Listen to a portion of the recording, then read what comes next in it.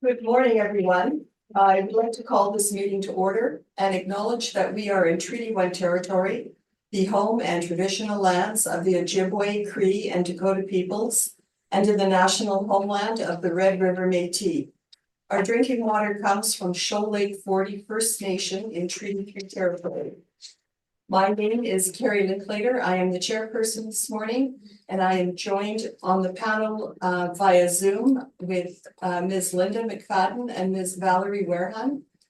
Our city assessor this morning is Mr. Drew Thiessen, and our administrative personnel is Zachary Mohan. To the Zoom participants of this hearing, please note you are placed in the waiting room until your property is called upon. When it is your turn, you will be admitted into the meeting. Kindly follow along on the City of Winnipeg's Board of Revision YouTube channel for the hearing process. Once the host admits you into the hearing, please close or mute your YouTube player. You will be then permitted to speak with respect to your property. Once your hearing has concluded, you can leave the meeting. We will be hearing applications for revision of the assessment roll in accordance with the Municipal Assessment Act.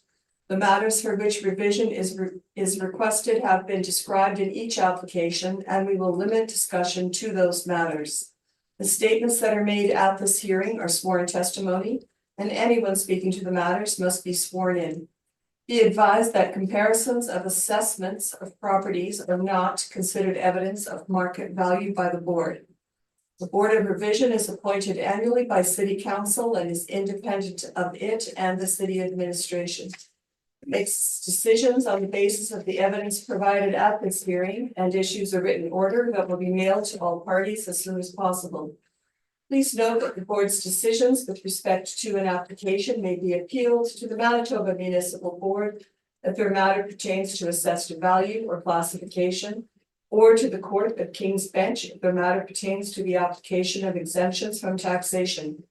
Should you wish to appeal, information on how to do so will be included with the board's order. With respect to the hearing process, I will confirm the points of appeal with your property to be addressed with each applicant following the swearing in.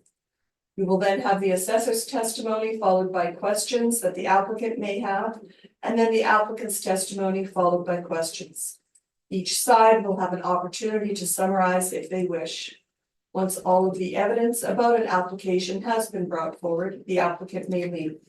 The process will repeat for each item on the docket today. The session will close after all the applications have been heard, and the board will deliberate in private and make its decisions. You will receive the board's decision by registered mail as soon as possible. As information, all public hearings are live streamed, recorded, and will be part of the public record. This morning, we'll be hearing items 1 through 10 on the docket. And Mr. Mohan, if you would please affirm the assessor and the applicant's testimony. Of course, Madam Chair. Mr. Assessor, please state your full name. Drew Thiessen. Do you affirm that the evidence you're about to give at this hearing is the truth, the whole truth, and nothing but the truth? I do. Thank you. Mr. Applicant, please state your full name.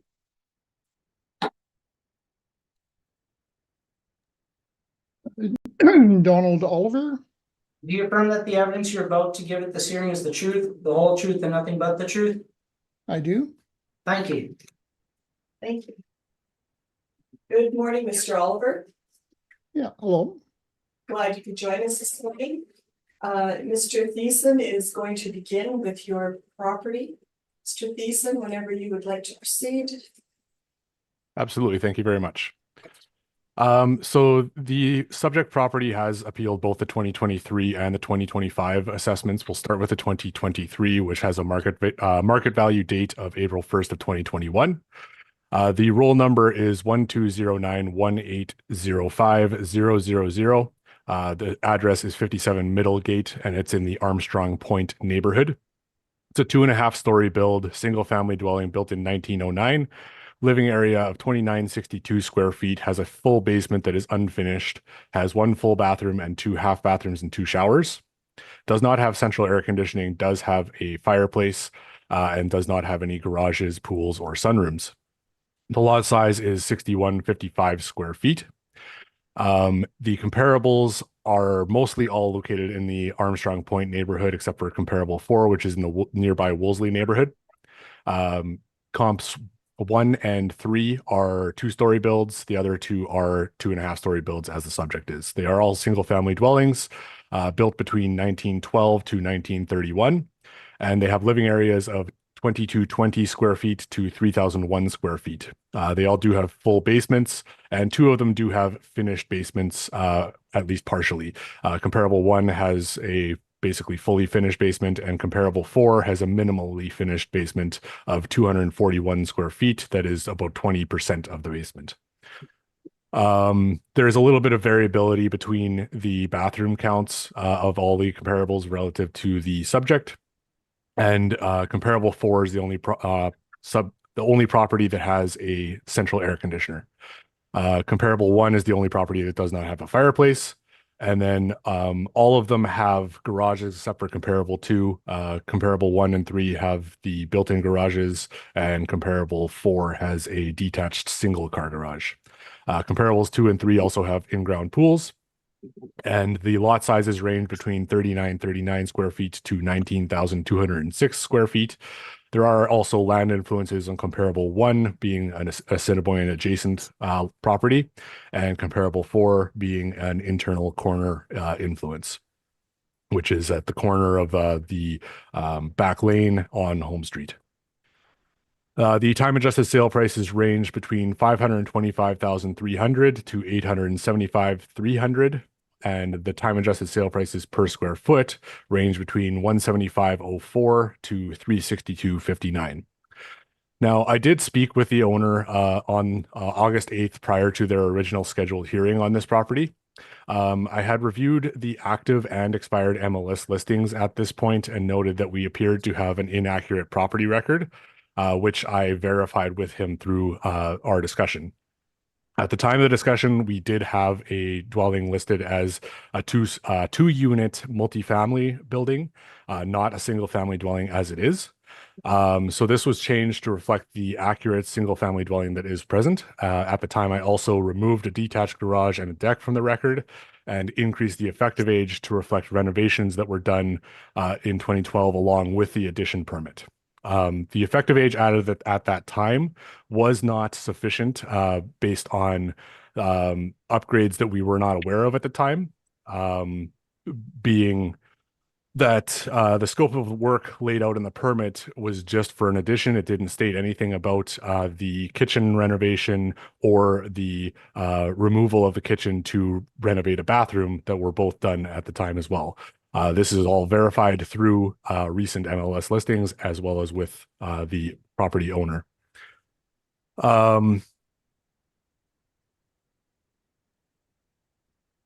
Most of this work was done 12 plus years ago from what the owner had told me. But the changes did result in supplementary notices being mailed back to January 1st of 2023, as this work had been done quite some time ago, but it is a definite modernization of the kitchen and bathrooms that were not present on the previously existing assessed values. So with all this information, I believe that the current assessed value at $591,000 or $199.53 per square foot is supported. Thank you. Thank you. Mr. Oliver, did you have questions to the assessor of what he's just presented? Well, he's presenting the case in a manner that's kind of favorable to him in terms of the reassessing of the 2023 thing. That the reason for increasing the 2023 list or assessed value was in order to reduce the degree of the 2025 listing. It made it seem a lot less. Instead of a 31% increase in the 2025 listing, it's only a 19 or something. So to reassess based on 2023 is a little bit of a punitive action to reduce the scope of the increase in 2025. So I thought that was, and then to reassess and charge another $1,700 for the last 2 years of assessment, I thought was a little bit of a punitive attempt by the assessor. Mr. Oliver, this is just time for questions. So if you have questions on the evidence that Mr. Thiessen Okay, presented it. he had mentioned comparable houses on Home Street in Assiniboine, and that's not in the Armstrong Point area, so I don't know, haven't received any of the listings that were used for comparable things, so I'm just wondering why Home Street and Assiniboine Avenue come into the discussion about the value of the homes in Armstrong Point. The only house I added here was the 32 Home Street. I don't know what you're mentioning with the Assiniboine. You said there's one on Assiniboine as well? Oh, no, it's an Assiniboine adjacent property. The 51 Eastgate is an Assiniboine adjacent property. It backs onto the Assiniboine Oh, River. on the river, okay, Yeah. okay. And the Home Street one? So the Home Street one, there were only 3 really good comparables in the Armstrong Point neighborhood. So I looked into nearby neighborhoods that would be somewhat similar, but still are actually not really the exact same market. I would suggest that people would be looking more in Armstrong Point primarily before moving into somewhere like Wolseley. However, this home on 32 Home Street is a kind of like an architecturally built older home, similar age, but not exactly the same, built in 1921. So it is something that I did use, but it would be inferior to the subject property, given that it is in Wolseley and not in Armstrong Point. So you only had 2 examples in Armstrong Point as comparable values? 3. Okay. And okay, well, I'll address the other comparable values of properties in Armstrong Point when it gets to my turn. Okay, thank you. And Ms. Wareham, did you have any questions for the assessor? None at this time, Madam Chair, thank you. Thank you. And Ms. McFadden? No, I have no questions right now. Thank you. Thank you. Mr. Thiessen, would you say that comparable 2 is your best comparable? I wouldn't, because comparable 2 presents mostly as an original build. Comparable 3 might be the best comparable but it also is only a 2-story build. So if you kind of take comparables 2 and 3 as the best comparables combined, but have to reflect the fact that comparable 2 is mostly an original build, and then the subject has all these upgrades, and then comparable 3 being a 2-story versus a 2.5-story. If you consider the differences, those 2 are probably the best comparables. Given that comparable 1 is Assiniboine adjacent and would require more adjustment, and then comparable 4 is in a different neighborhood and not quite as similar. Do you have the details on comp 3 in regards to you've got an effective age of 1960, so what was done to the house? So I have the listing here.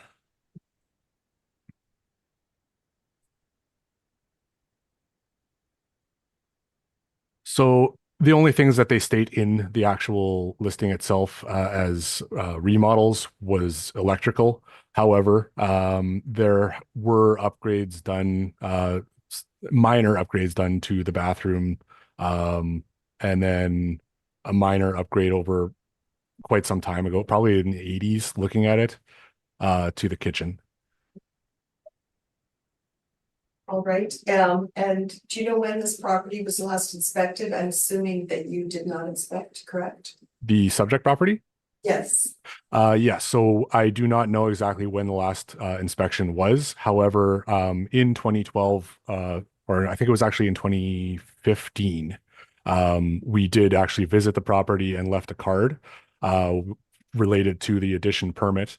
We did not receive a response at that time to verify the changes that were made at the time related to the addition, and then we probably would have done an inspection at that time had we had that opportunity, but we did not get that opportunity. All right, thank you. That's all my questions. Mr. Oliver, if you would like to tell us about your house.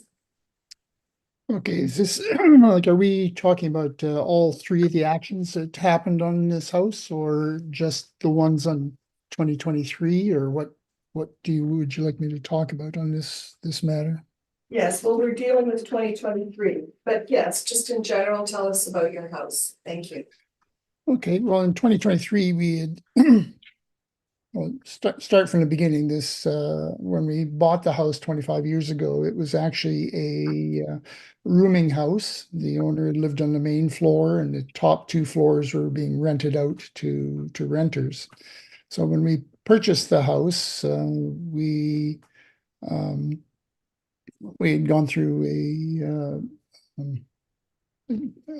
conversions back to a single family house. It had no work done to it for probably 30 years or so. So it was the walls and surfaces were in, not a great shape. In 2012 is when we undertook sort of a major thrust at it. We tore down the back addition. It was a sunroom addition on the back side, two-story addition. It was in bad shape, not on proper foundations. We tore it down, dug a hole, did proper foundations, so it's got a full basement under the addition, and then built a one-story addition with a sunroom on top of it as that. And as part of those renovations, the kitchen bathroom on the main floor was reworked. The rest of the work in the house was cosmetic, redoing plaster and lath with that had been badly cracked over the time with drywall, and upgraded that portion of it. We had that all done under permit with the city of Winnipeg, the demolition and the addition onto the back side of it. And it was about a year. I cannot remember ever receiving any request to come. We had the inspector come in and do an inspection on the actual construction itself, but I am not aware of receiving any notice to have it inspected by the assessment department at that time. We were, as we were going through the renovations in 2012, it was a busy time, but I cannot recall, that was 12 years ago, having received any request to review the property at that time. So I think it is kind of unfair that it's been reassessed. The 2023 assessment was done as part of this process. It was not initially reassessed at the time that we received our 2025 notice. It was done retroactively after my discussions with Mr. Thiessen about the property. Okay, thank you. Mr. Thiessen, did you have any questions to the applicant? I do, thank you. So have you had any private appraisals done on the property? Well, not since we were at the bank and did a asset review sort of thing. We had one with the bank. That was the only official one that was done. And when was that done? Oh, that was 10 years ago when we were looking, or 10 or 12 years ago when we were looking for financing required to do the addition on the backside.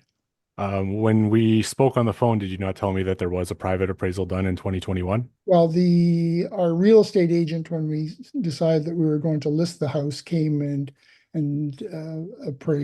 thought that 700,000 at that time was what he felt, but it was not an official appraisal. Okay. It was his thumb approach to what he thought it might be worth. Okay. And regarding the market activity information that you provided in your brief, only 145 Middlegate sold prior to April 1st of 2021. Is that correct?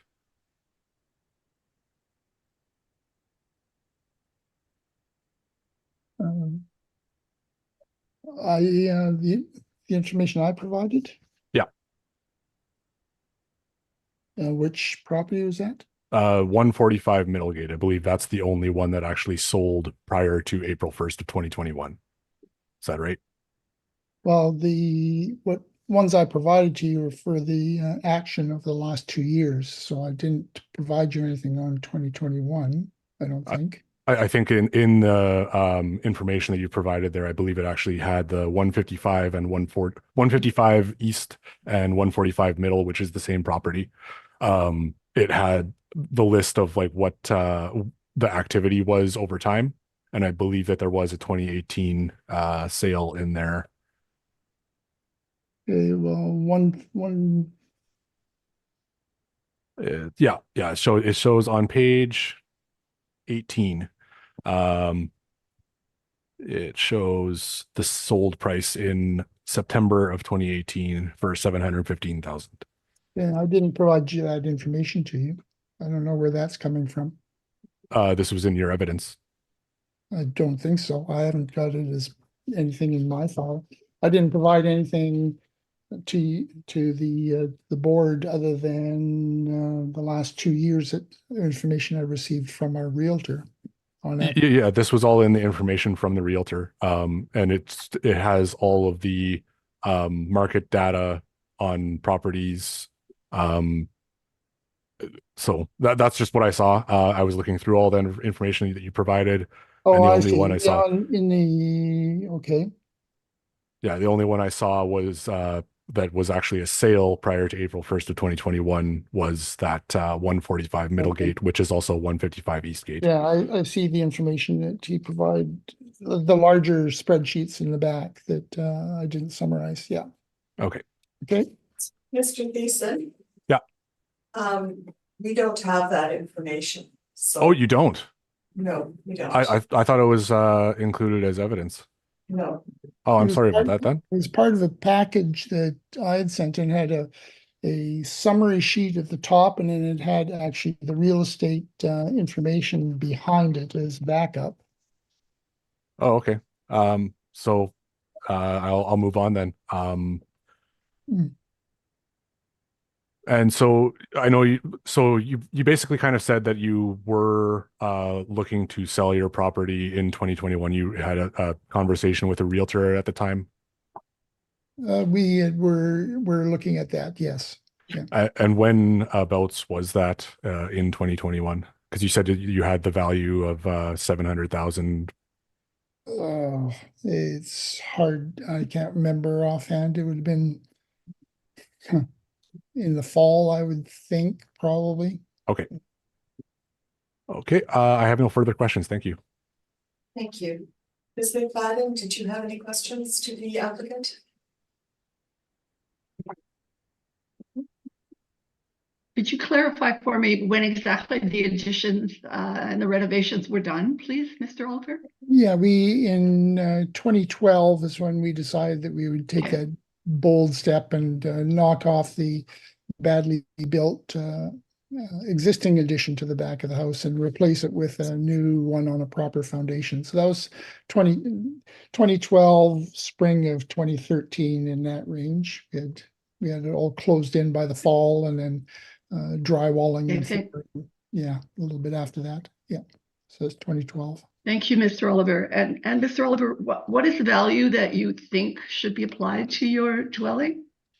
I don't really know, because we've had our house on sale for 2 years, and we've reduced the price $140,000 and still have no offers on the house. So in my, as a realtor talked about, the property is worth what people will sell or will buy it for, and no one has offered to buy it yet. So I'm a little bit of a right now, after 2 years waiting on the market trying to sell it, I'm sort of in a position where I don't know what it's worth. We're certainly have lowered our expectations a lot from our initial listing. We're down to a point where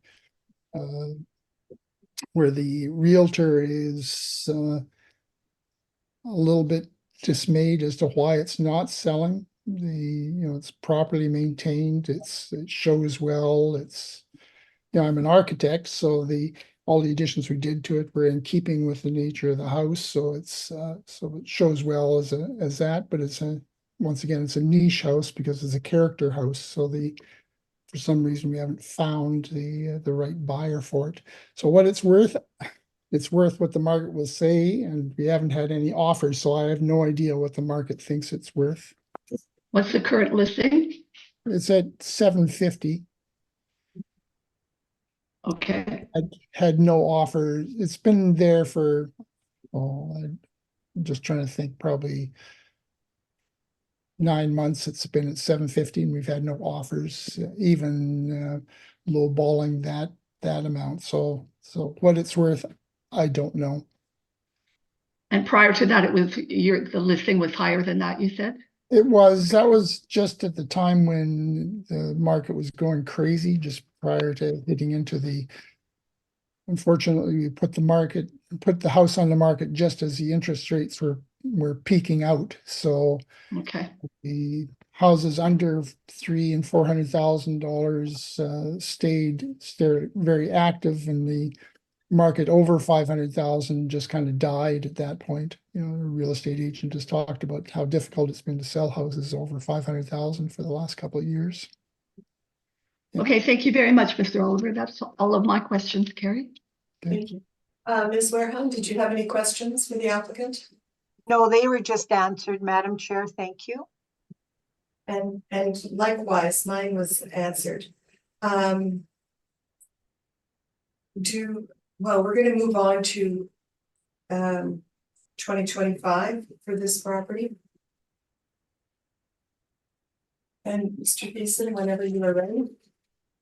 Yes, thank you. So this is the 2025 assessment based on a market value at April 1st of 2023. Roll number 1209-1805-000 57 Middlegate, located in the Armstrong Point neighborhood. 2.5-story build, single family dwelling built in 1909, 2962 square feet, full basement that is unfinished, 1 full bath, 2 half bath, 2 shower, no central air conditioning, has 1 fireplace, and no garages, no pools, no sunrooms. Lot size of 6155 square feet. The comparables this time are all located in Armstrong Point.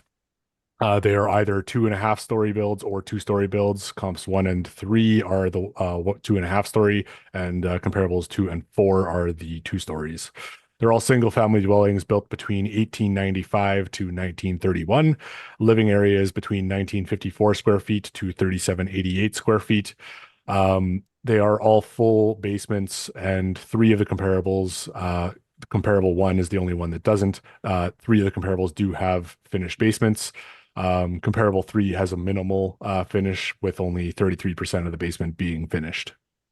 The bathroom counts do vary a little bit between the properties, and the comp 3 has a central air conditioner, while none of the others do. Comparable 2 has 2 fireplaces. Comparables 2 and 3 have 0, and comparable 4 has 1.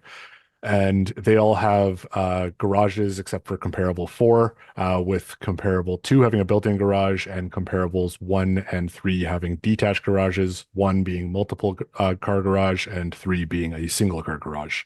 Comparable 1 also has a sunroom. The lot sizes for the comparables range between 6,010 square feet to 19,206 square feet. And the time adjusted sale prices range between 404,500 to 973,500. And the time adjusted sale prices per square foot range between 192.62 to 403.27. As I mentioned previously, for the 2023 year, I did speak with the owner regarding this property. I made changes related to work we were not aware of from the addition permit in 2012, changed the dwelling from a 2-unit multifamily building to a single-family dwelling, removed a detached garage and a deck, and increased the effective age to reflect the renovations for the bathroom and kitchen, and other work that we were not aware of at that time.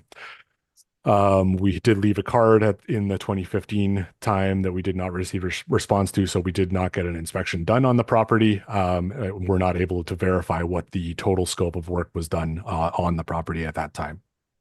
So this property has been actively listed on the MLS since August of 2022.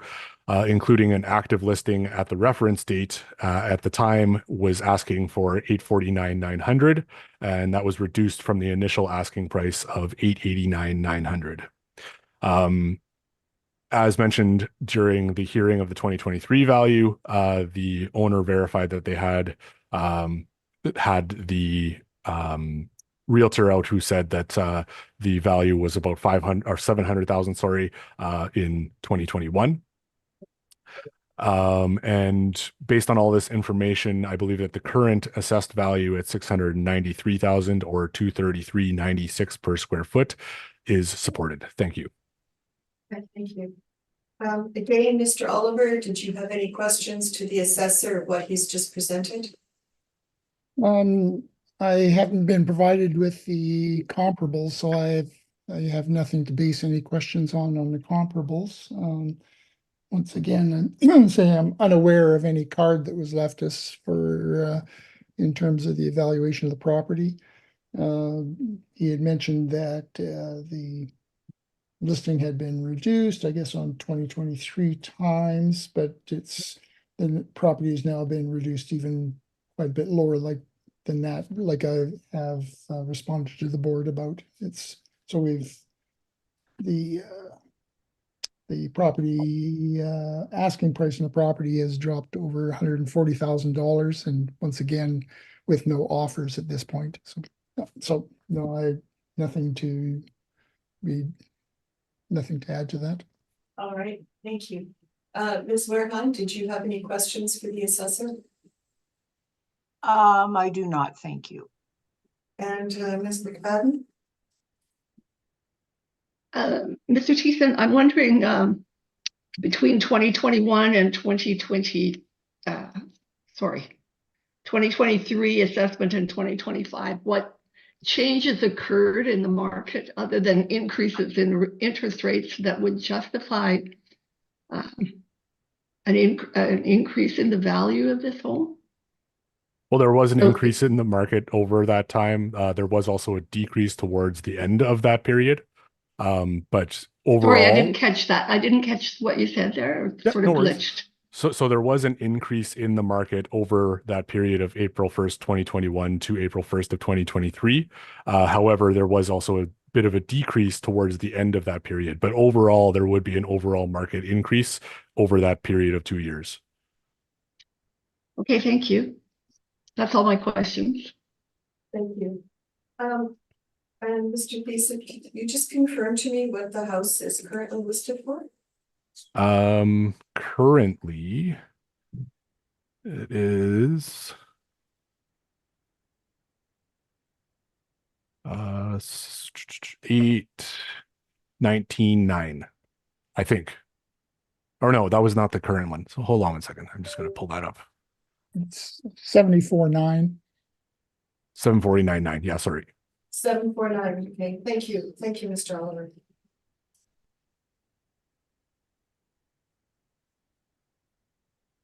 Okay, that's all my questions. Mr. Oliver, did you have anything further you wish to add in regards to your property? Yes, as I had talked about, that the value of the property is based on what people will pay for it. That's what the actual value of the property is. What I did provide to the board was a summary of activity over the last 2 years on properties in the area.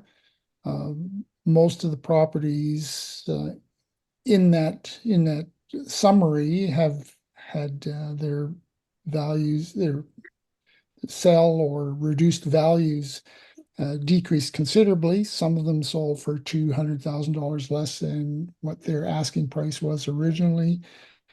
Current house, our house is 3,000 square feet. There was 6 Middlegate was just sold. It's a 4,600 square foot house. It sold for $565. Mr. Oliver, Yeah. what date did this property sell at? It was just 2 weeks ago. It was. Oh, okay. It was listed. It was listed at $500,000. and it sold for $565. Okay, so Mr. Oliver, our reference date for this property, Yeah. because this is the 2025, is April 1st, 2023. So we have to have Yeah, sales okay. prior to that. So current sales are post-reference, so we're not looking at those. Okay, anyway, so my feeling was that a 31% increase in our property value over the previous assessment was excessive, dealing with the market that we were facing. I haven't seen that this 31% increase would talk about that it was a really a hot market that had to be reflected in the 2025 listings. It's not a hot market. The market had collapsed at the high interest rates increased 2 years ago. So I feel that the 31% increase in the value over our 2023 listing is unfair and unreasonable. Okay, It doesn't reflect current assessed values, since I haven't had an offer on the house in 2 years. all right, well, thank you. Mr. Pearson, did you have any questions for the applicant? I do have just one question. Actually, I have a question for the chair as well. So you did not receive their package of information, is that correct? We had it, but it doesn't carry forward. Okay. All right. And then so looking at the questions I have for the applicant, I just have one, and it is, had someone offered you 693,000 on April 1st of 2023 as you were in the market at that time, would you have accepted that offer? I don't know, we would have been in discussion with my wife, so I can't say that I would have accepted it or not. I don't know. Okay. If you have any level of idea of what you would have accepted, do you have any idea of what that would be if on April 1st of 2023? Like the Yeah, lowest offer you would have accepted? Once again, we're in sort of a little bit of a different situation at the time. We weren't really thinking that we would be selling the house at that point. So it was just discussion. So there's never really any thoughts. 2021 is when I was looking to remarry, and I had to come up with the value of the property in terms of establishing our prenuptial agreement things. So that's where that number came from in 2021. So 2021, that cost about 700,000 was based on what I was going to use on our prenuptial agreement for property value. It wasn't that I was trying to sell a house at the time. In reflecting back, 2021 is when I was getting ready to remarry after my wife passed away. So no, we were not looking to sell a house in 2021. It was we had a real estate person put value on the property to establish as part of the prenuptial agreement that I had with my new wife. I understand, but I was asking about April 1st of 2023 when you already were listed in the market. Oh, I Because thought this one for the 2025 value is April 2021 at that. Okay, so what was that? No, Yeah, I was just asking what the lowest value at April 1st of 2023 that you would have comfortably accepted as on offer. well, it's been a period of adjustment on what our expectations are. When we put the house on the listing, we listed it for $890,000. So at that time, there was a flurry in the market trying to grab houses available. Since that point, it's been a reflection on what the actual market is. We still didn't have any, what would we have received? It was listed at 890 or 890 originally. And what would we have received? It was, I don't know. It was what our real estate agent wanted to put it on the market for. We've had no offers in 2 years since that, so, would we have accepted, what would we have accepted? Hard to say. It comes down to what people will pay. We had no people offering to pay to buy it, so it wasn't ever part of our consideration. Okay, I have no further questions. Thank you. Thank you. Ms. McFadden, do you have any questions? I do not have any questions. Thank you. Thank you. And Ms. Wareham, do you have any questions? I do not, Madam Chair. Thank you. Thank you. My questions have been asked and answered. Mr. Oliver, thank you very much for appearing this morning. I know that you were moved a couple of times on the docket, so it's nice to finally get your matter settled. Okay, thank you. Thank you very much. Okay.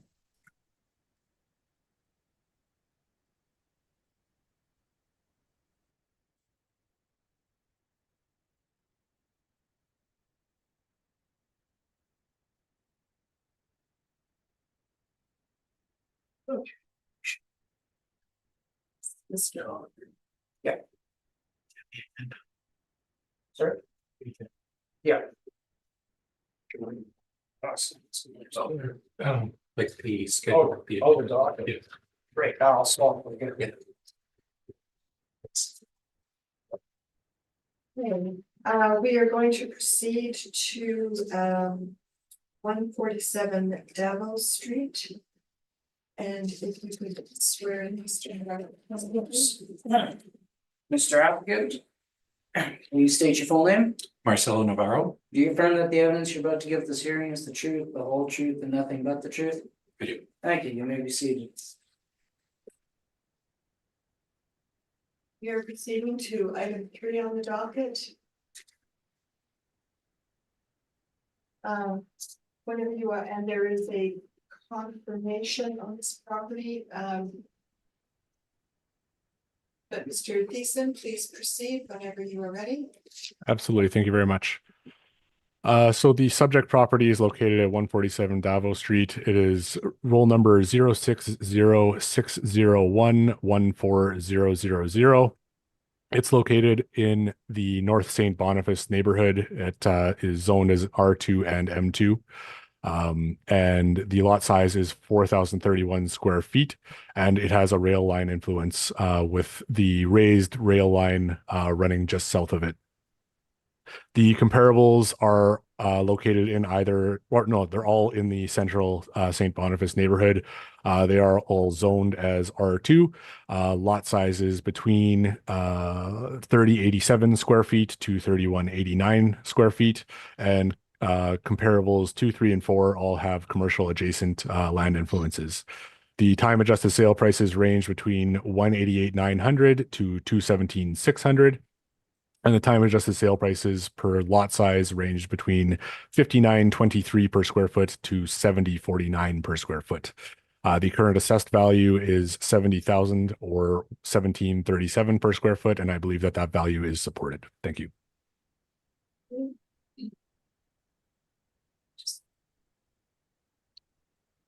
And Mr. Navarro I have no questions. and Ms. McFadden. I have no questions. Thank you. And Ms. Wareham. No questions. I also have no questions. Mr. Navarro, We are asking for confirmation. thank you. Mr. Thiessen, did you have any questions on the confirmation? I have no questions. Thank you. Ms. McFadden, any questions? No. And Ms. Wareham. None, thank you. I also have no questions. Thank you, Mr. Navarro. We will then move on to item number 4.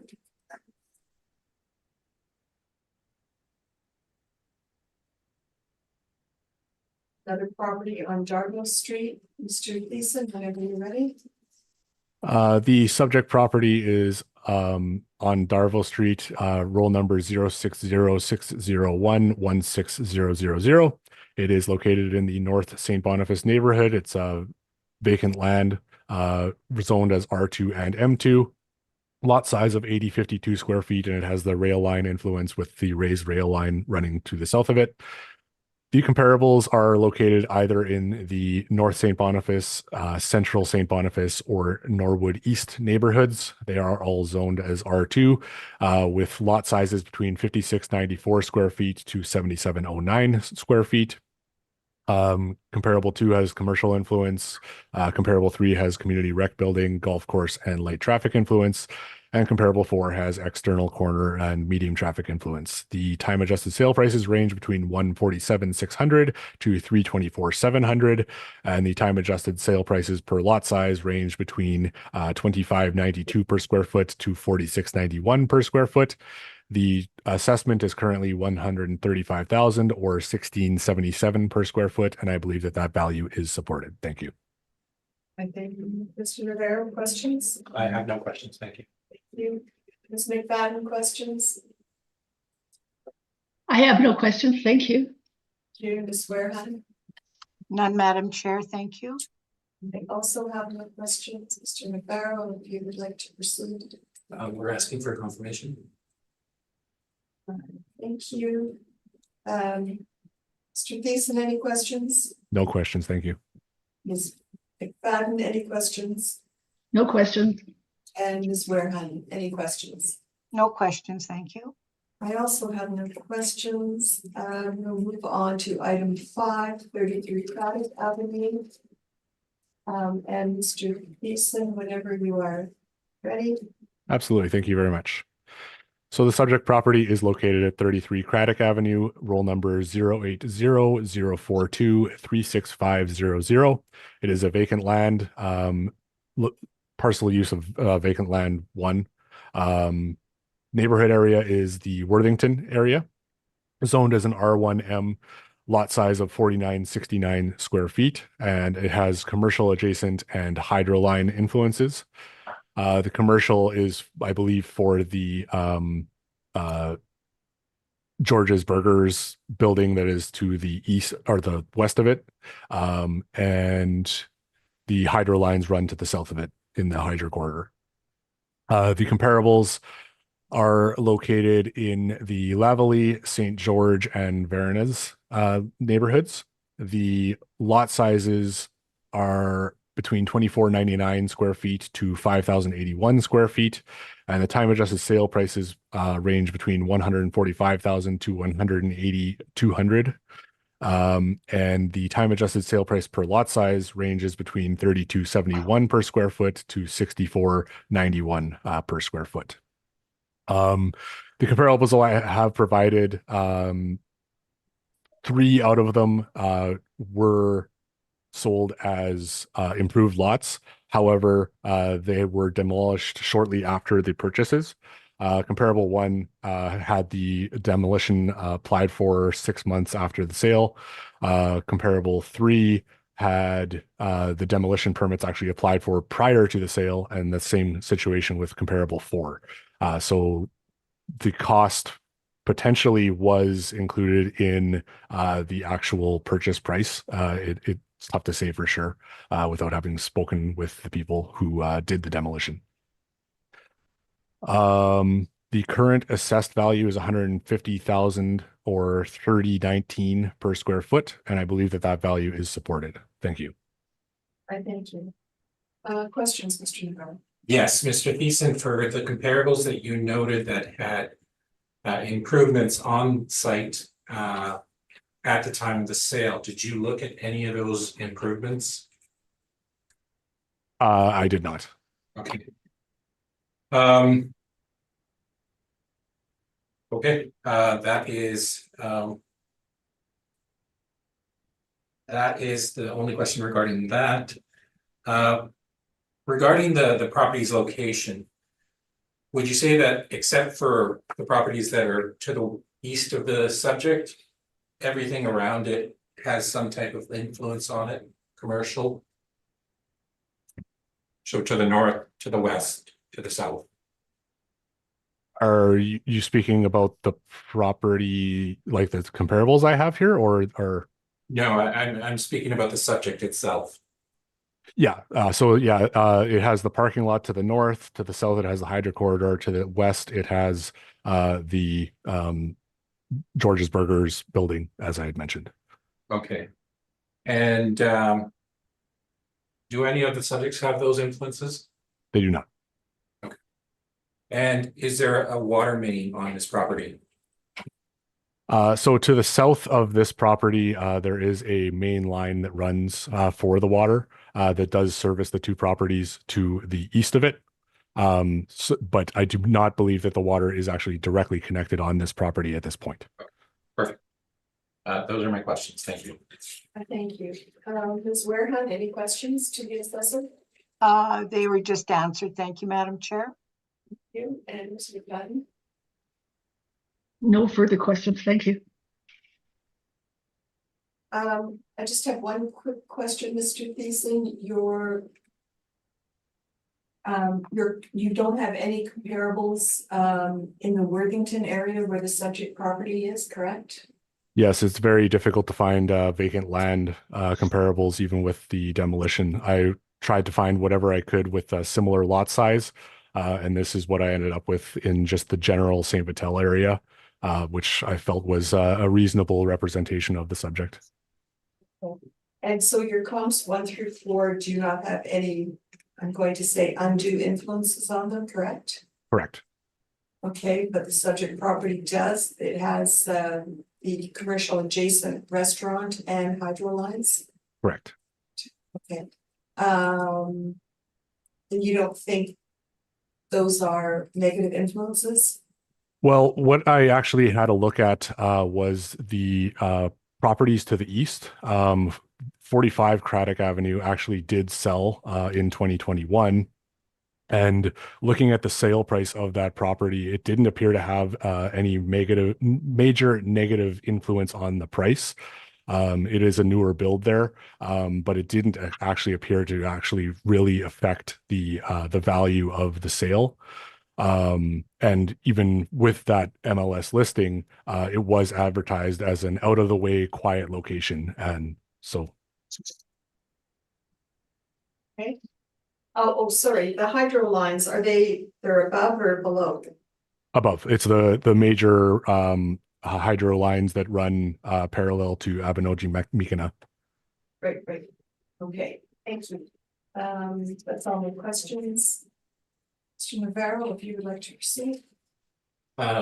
Madam Chair, I also have a rebuttal on one of the sales, so I can do that afterwards. Yes, Okay. yeah, you'll proceed with your brief first. Thank you. So this is 33 Craddock.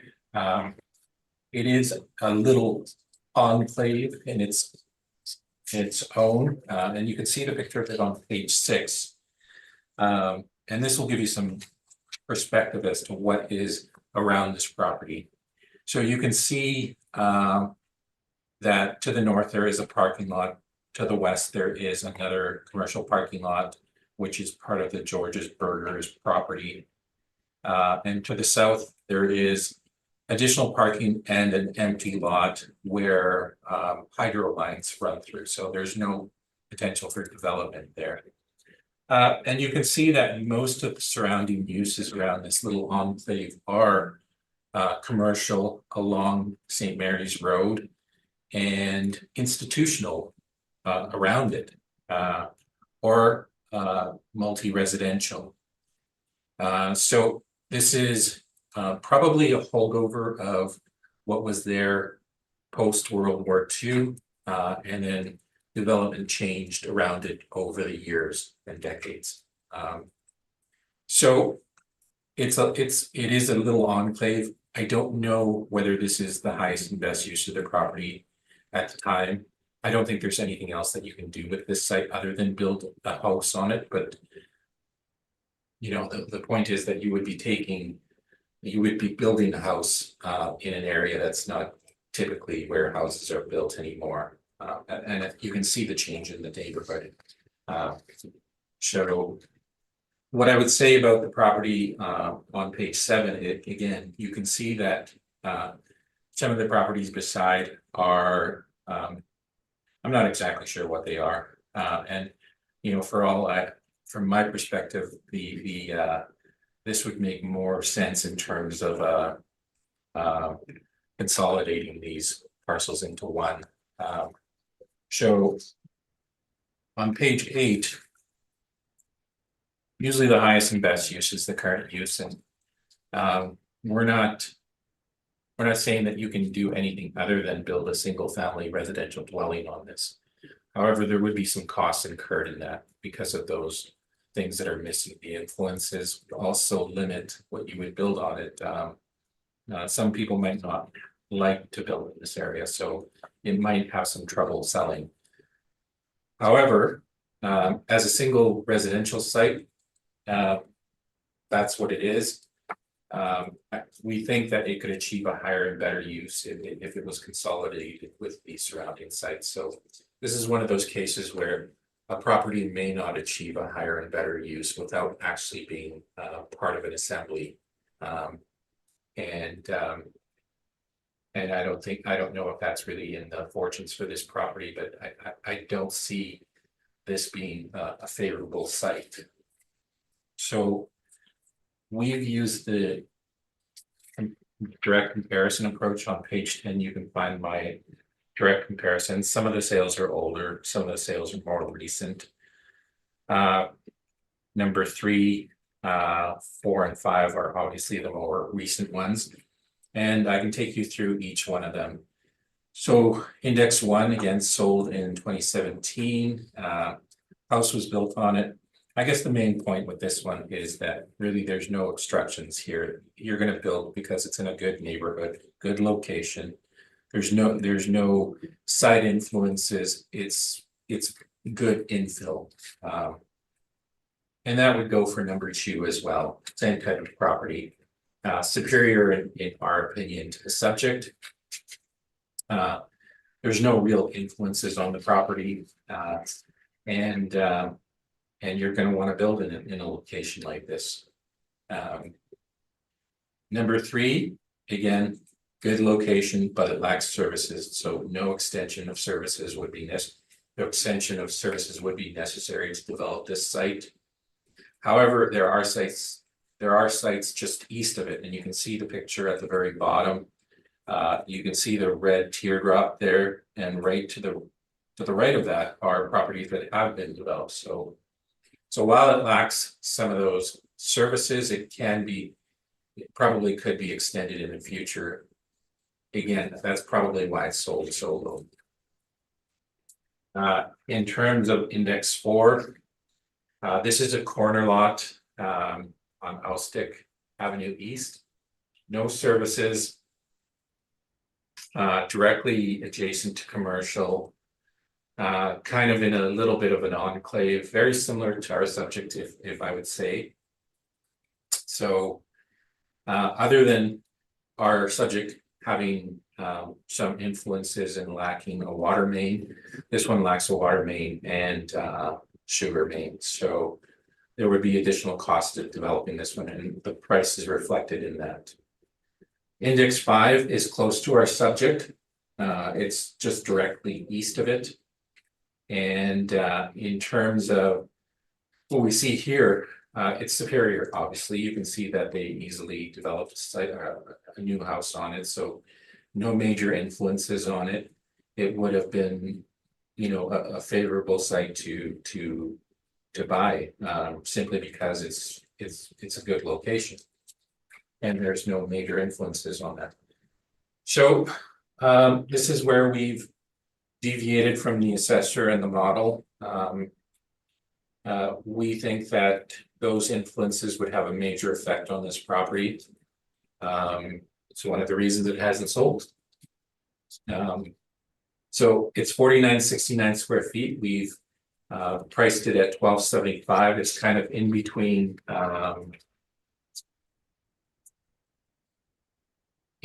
comparisons 4 and 5. And that's probably around where it should have been on April 1, 2023. And that is what we're asking the board to change the value to. So the end value is $63,000. Thank you.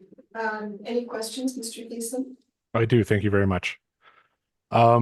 So you had mentioned the hurdles to developing this property specifically. Were you aware that the two properties directly to the east on Craddock, they are both zoned R1M as the subject, and that they both have single family houses on them, and the water and sewer are connected? How old are those houses? So one of them is 2010. I'm not sure what the other one is, but one of them was built in 2010, Okay, and that was at 45. yeah. And I guess what I would say at this point is that we are in 2023. I don't know what was there in 2010.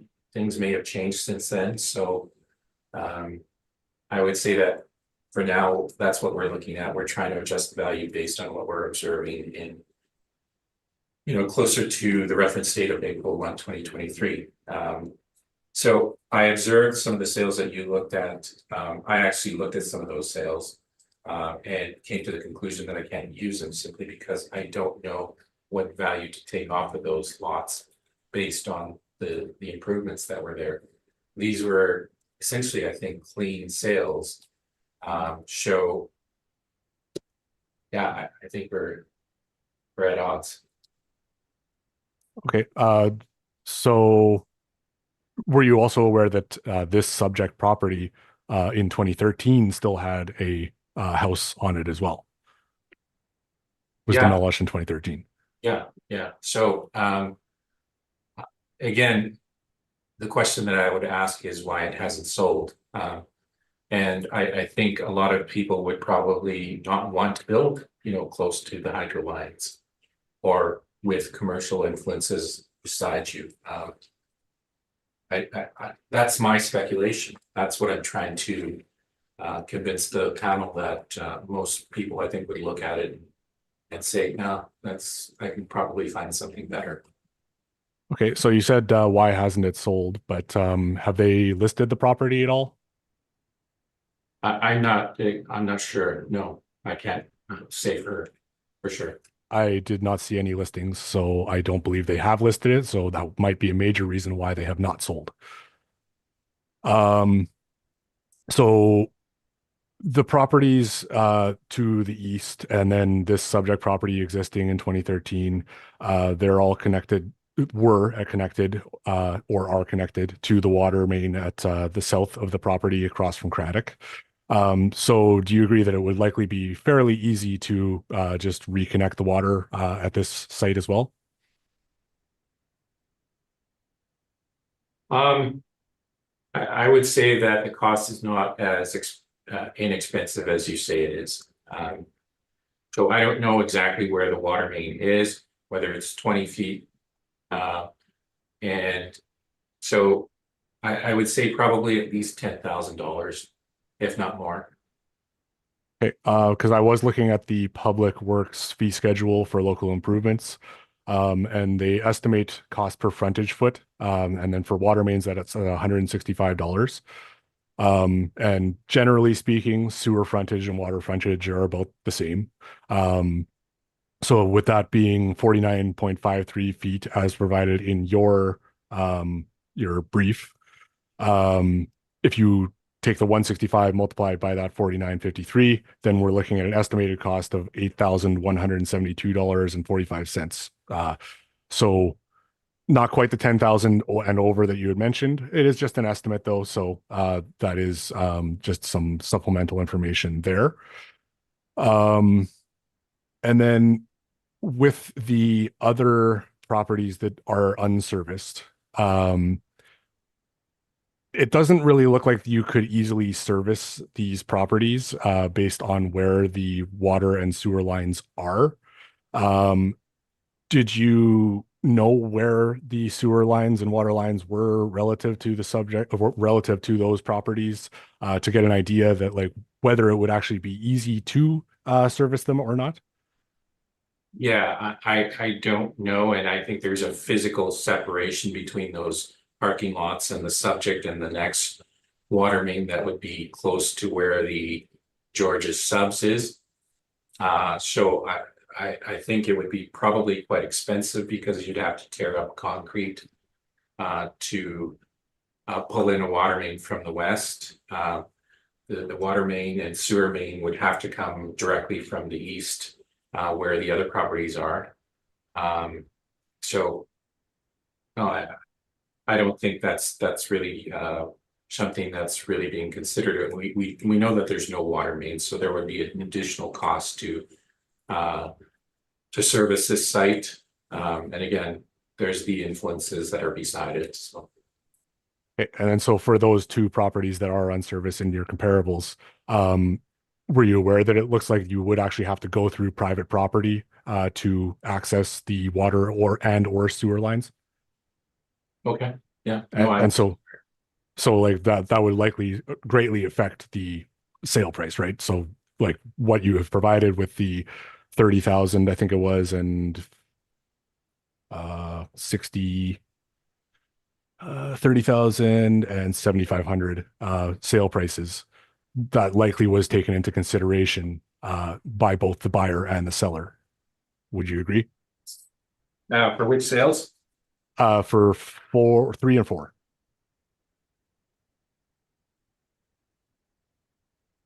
The unserviced lots, so the O-stick properties.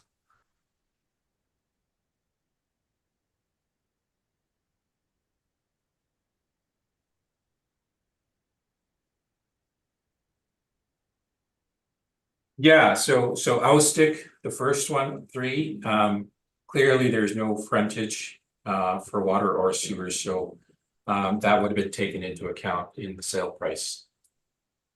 And that would have gone for the next one. And I believe that's actually what I said while I was presenting, so yeah. I just wanted to confirm it. Thank you. Yeah. And then I just had one other question related to the comparable 5, the 88 Worthington. Were you aware that this was an associated sale? So it never was actually on the open market and it wasn't an arm's length transaction? I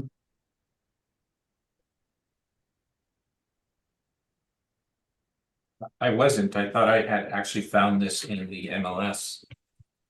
I definitely didn't see it on the MLS. Okay. I'll take your opinion. Okay, and then so given that it wasn't an open arm's length transaction, that might affect the price paid as well, correct? It might, however, I don't think that's going to change my opinion on the end value.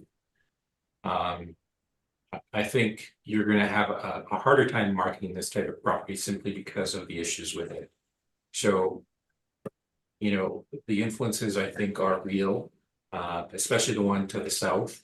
I think you're going to have limited potential to actually sell this thing. So. Okay, I have no further questions. Thank you very much. Thank you. Ms. McFadden, any questions? I have no questions. Thank you. And Ms. Wareham? None, Madam Chair, thank you. I just have a question I'm going to redirect to you, Mr. Thayson. Was this model driven? This was a model driven value, yes. Okay, so you didn't take into consideration then the above hydro lines? I did look at it, like I had mentioned. I looked at the sale of the improved property at 45 Craddock, 2 doors down.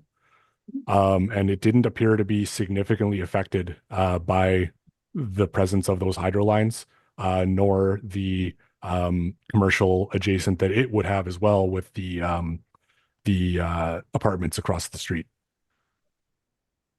Okay, and to the best of your knowledge, this property is not listed for sale, correct? I did not see any listings, correct? And then I'm gonna redirect that question to you, Mr. Navarro. I don't know that it's been marketed. I thank you. I have no further questions, and Mr. Navarro, I think you. I also provided rebuttal evidence as well. Oh, okay. We're all in. I have. Yes, but I have no pieces, I have only got one. Do I know the fresh? Should be, yeah, so I'll get you the. Okay. I have not voted the assessments yet. All right, Couple of these, please.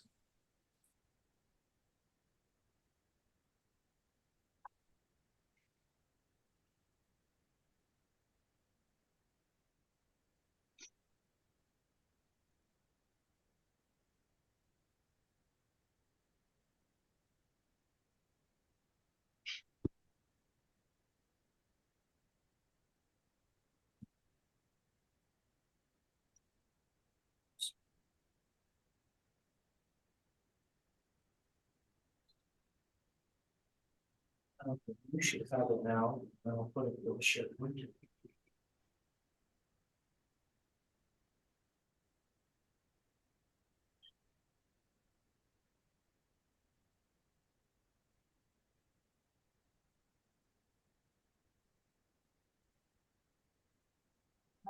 Pamela, do you have the both pieces of rebuttal?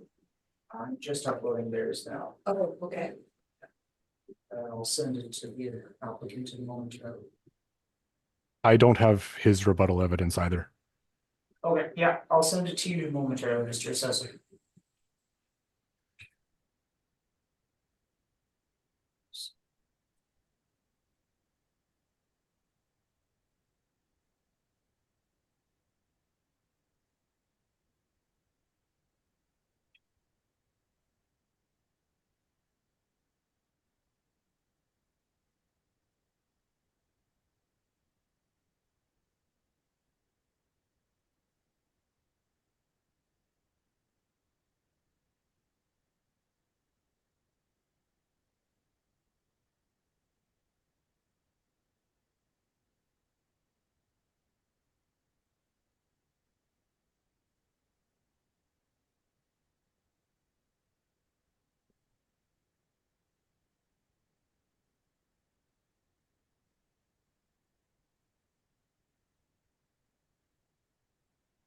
Thank you, Mr. Applicant. I just sent it. It's gonna leave the inbox shortly.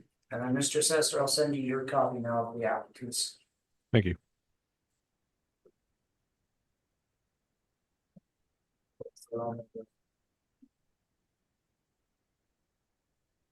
Okay, both have left my inbox, so it should be within yours. In a couple of moments. I got mine. Okay. Mr. Applicant, you've received yours? No. Oh, okay, a couple more moments.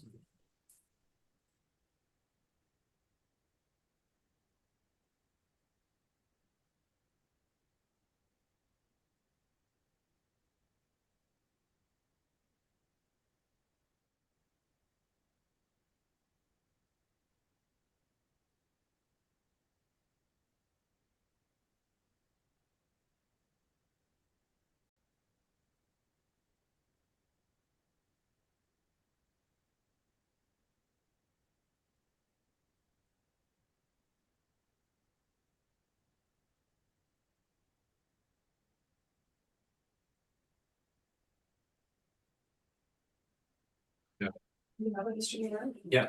All right. We'll proceed, Mr. Thiessen. You would like to start with your rebuttal? Absolutely. Thank you. So I've attached satellite map imagery of each of the properties included in Mr. Navarro's brief that includes the water and sewer lines. Brown is for the sewer and blue is for the water. So as you can see, the two developed properties to the east of the subject have access to the same water and sewer lines as the subject, and these are serviced improved lots. The brown sewer line runs to the north and the blue water line runs to the south.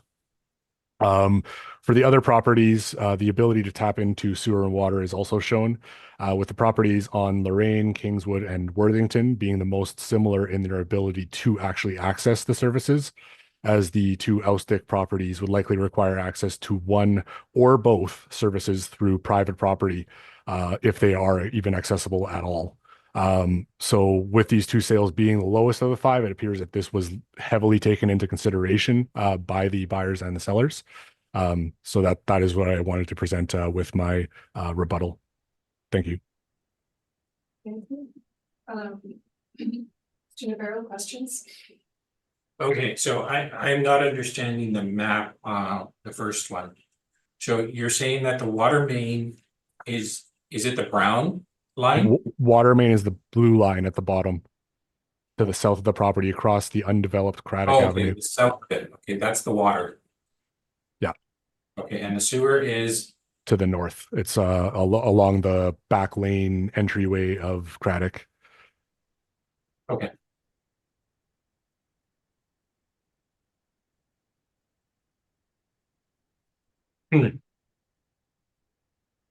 Okay, so it would just require the addition extension to the house, so.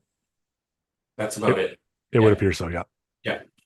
And that, you know, from our perspective, again, that's something that would need to be taken into account. So. I'm not sure this really changes our opinion on anything. So on your. Yeah. Okay, thank you. Ms. McFadden, any questions to the assessor? I do not have any questions. Thank you. Thank you. And Ms. Wareham? None, thank you. Just have one quick question, Mr. Thiessen. Do you have any idea what the cost for accessing the water and sewer would be? And would that be paid by the future homeowner? So as I mentioned previously, based off of the Public Works fee schedule, it does appear that an approximate estimated cost from their website would be about $8,172.45 to access the water main. Sewer is actually appears already accessed based on the information on our website, but for access to the water main, it does appear it would be $81.7245 estimated. It's pretty precise. I use the frontage and then the price per frontage. So Okay, thank you, Mr. Thiessen. I have no further questions and Mr. Navarro, if you would like to. Actually, you know what, I don't know if we even need to, because I think we've discussed the topic already. So the information basically outlined that we sale number one included a building. And we don't know I don't know exactly how much value it would cost to tear that down, whether it should have been adjusted. So I think we've already spoken about that, or so I don't know if we need to at this point. Okay. Yeah. So you don't, all right, you're not gonna. Yeah, proceed? I'm not gonna proceed. All right. Sorry, so Mr. Applicant, would you like this rebuttal exhibited? No, that's fine. Okay. Yeah. Thank you. So we will then move on to item 6. Which is 16 River Point Drive. And Mr. Thiessen, whenever you are ready. absolutely, thank you very much. So the subject property is 16 River Point Drive, roll number 0800811700. It's a vacant land located in the Minnetonka neighborhood. It's zoned as R1M, a lot size of 9780 square feet, and it has a bus route, bus stop, external corner, and medium traffic influence. The comparables are all located in the Norman Park neighborhood, and they have lot sizes between 5,008 square feet to 5,487 square feet. They are all zoned as R1M. They have light traffic influences for all of them, and then comparable 3 has a commercial adjacent influence as well.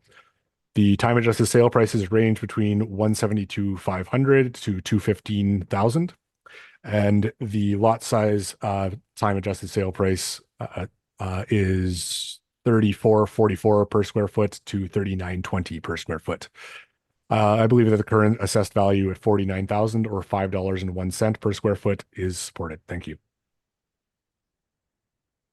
Thank you. Mr. Navarro, did you have any questions for the assessor? Nope. Ms. McFadden? Any questions to the assessor? No questions. Thank you. Thank you. And Ms. Wareham, any questions? None, thank you. I also have no questions. And Mr. Navarro? We're asking for confirmation. Thank you. Mr. Thiessen, any questions on the confirmation? No questions. Thank you.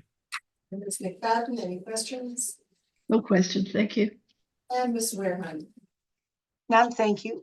I also have no questions. Thank you, Mr. Navarro. We will move on to item 7. Again, Mr. Thiessen, whenever you are ready. Thank you very much. The roll number of the subject is 060-934-76990. Has no address. It's a vacant land located in the Southland Park neighborhood, and it is zoned as RR5 and M1. Lot size is 7.09 acres and it has heavy traffic and no sewer, no water influences. The comparables are located in the St. Vital Perimeter South neighborhood or the Cloutier Drive neighborhood.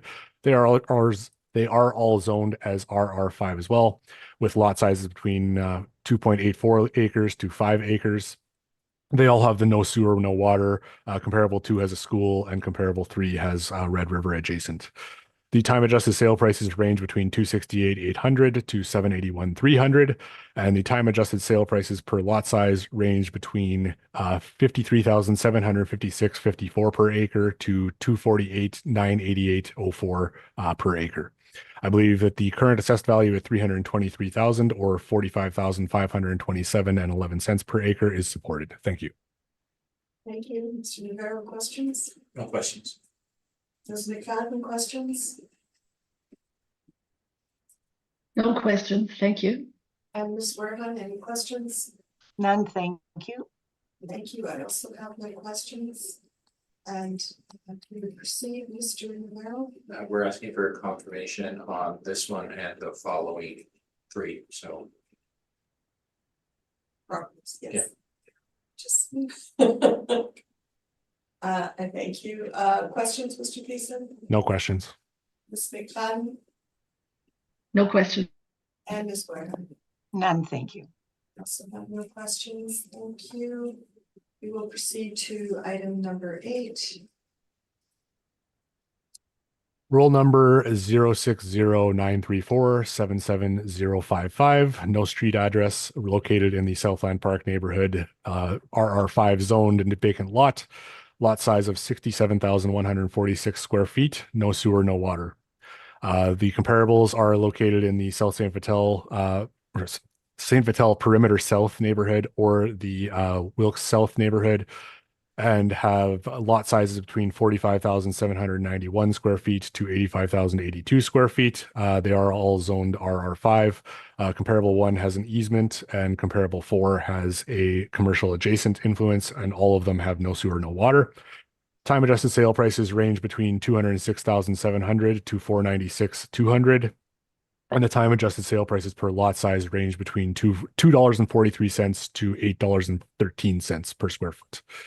The current assessed value is 275,000 or $4.10 per square foot, and I believe that value is supported. Thank you. Thank you. Any questions, Mr. Navarro? No questions, thank you. Any questions, Ms. McFadden? No questions. And Ms. Wareham? None, thank you. And I have no questions. And Mr. Navarro? We're asking for confirmation. Thank you. Any questions, Mr. Gleason, on that? No, thank you. Any questions, either panel member? None, No thank questions. you. Thank you. We are going to proceed to item number 9. Mr. Gleason, whenever you're ready. Roll number 060-934-77005. No street address. Vacant land located in the Southland Park neighborhood, zoned as RR5. Lot size of 5.83 acres. Heavy traffic influence and no sewer, no water. Comparables are located either in the St. Vital Perimeter South neighborhood or the Cloutier Drive neighborhood. Lot sizes of between 2.84 acres to 5 acres are all zoned RR5. Comparable 2 has the additional school influence, and comparable 3 has the Red River adjacent influence. All have no sewer, no water. The time adjusted sale prices range between 268,800 to 781,300, and that would be range between 53,756.54 to 248,988 and 4 cents per square foot or per acre. Sorry. The current assessed value is 314,000 or 53,841 and 50 cents per acre, and I believe that value is supported. Thank you. Thank you. Mr. Navarro, any questions? No questions. Ms. McFadden, any questions? No questions. Ms. Wareham, any questions? None, thank you. None. And Mr. Navarro? We're asking for confirmation. Thank you. Mr. Gleason, any questions? No, thank you. Ms. McFadden, Ms. Wareham? No, thank you. I also have no questions, and we will move on to our last item, number 10. Rule number 060-934-77000, no street address located in the Southland Park neighborhood. It's vacant land, zoned RR5, a lot size of 185,223 square feet, has heavy traffic and no sewer, no water influences. The comparables are all located in the St. Vital Perimeter South neighborhood. They are all zoned RR5 with lot sizes between 85,082 square feet to 217,814 square feet. They all have the no sewer, no water influences. Comparable 2 has also the additional school influence, and comparable 3 has the Red River adjacent influence. The time adjusted sale prices range between 206,700 to 405,500, and the time adjusted sale prices per lot size range between $1.23 per square foot to $2.95 per square foot. And I believe that the current assessed value at $300,000 or $1.62 per square foot is supported. Thank you. Thank you. Mr. Rivera, questions? No questions. Ms. McFadden or Ms. Wareham, any questions? No None, thank question. you. Thank you. I have none, and Mr. Rivera. We're asking for confirmation. Any questions, Mr. Beasley? No questions. Thank you very much. For Ms. McFadden and Ms. Wareham? None, thank you. No. Sure, I'm just making sure. The assessor left the one right, I might have missed it. On this last property? Yeah. That's It reads it out, yeah. I think you did. I can read it in again if you would like. Okay, no, as long as you did it, I missed me for a second. I thought you did, Mr. Beasley. I definitely did because that's the only identifier we have. Okay, Exactly. perfect. Address. Thank you, just making sure. Yeah, no worries. No worries, yes, thank you. All the items have been heard on the docket this morning, and this hearing is adjourned. And I thank you, Mr. Beasley and Mr. Navarro, for your presentations. Thank you. Thank you very much, everyone. Have a good day. Thank you. Have a good Thank day, you. everyone.